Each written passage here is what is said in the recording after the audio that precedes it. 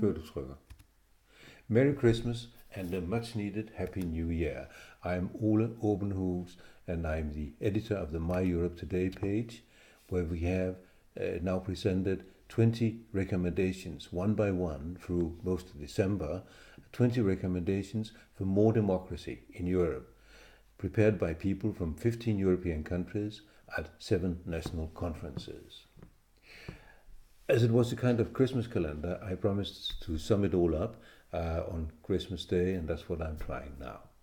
First of all, the 20 recommendations demonstrate that there actually is a fair possibility for establishing more democracy in Europe if we want it, if we demand it.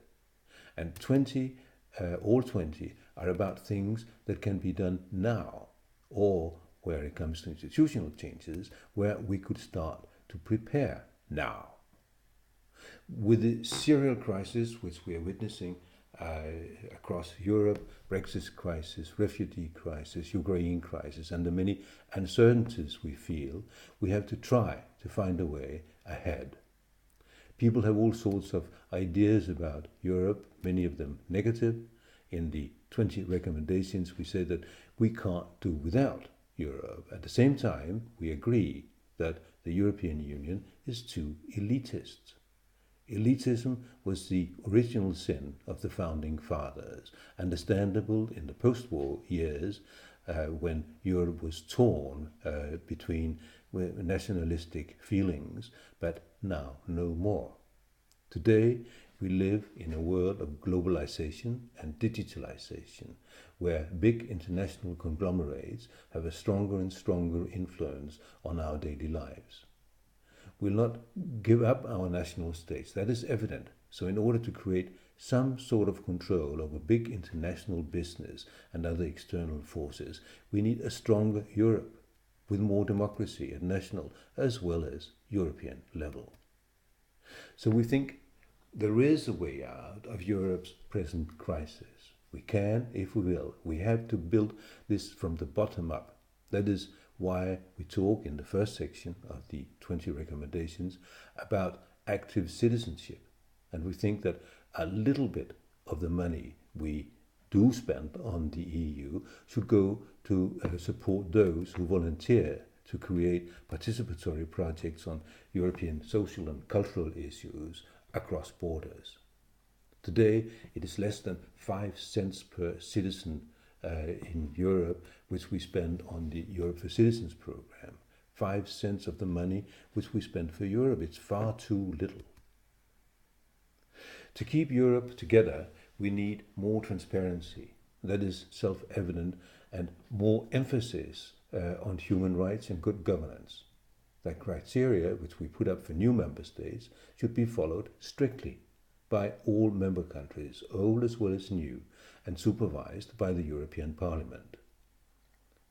Like we used to call the Commission for the guardian of the treaties, we think that the European Parliament should see itself as a guardian of democracy, of human rights, and of citizens' participation.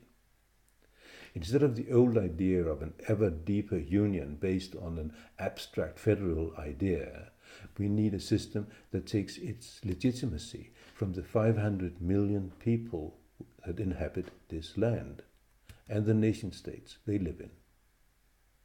This involves delegation of powers via national parliaments to the EU, and only in those cases, in those areas where we realize that we need the EU to work for us in their new fields of decision making.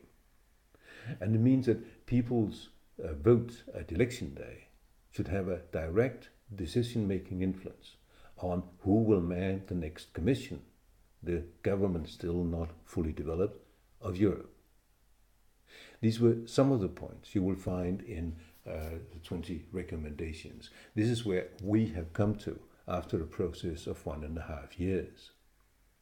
Many other things could also be needed for the European Union to survive, that's sure. But as we see it, more democracy and more international understanding across Europe is the sine qua non, the decisive element you cannot do without. So, join us. It may be much more urgent than you think. In the Sonnenberg movement, which established the My Europe project with support from the Europe for Citizens program, in the Sonnenberg movement, there is an old dictum from the post-war years, from the war-torn Europe after Second World War, which goes, talk together, overcome prejudice, understand one another, act responsibly. So, talk about the 20 recommendations with your friends, your family, your politicians, and contact us to let us know. We're still at a very small beginning, but all things have to start somewhere. So thanks for listening. And once again, Merry Christmas and a much needed Happy New Year.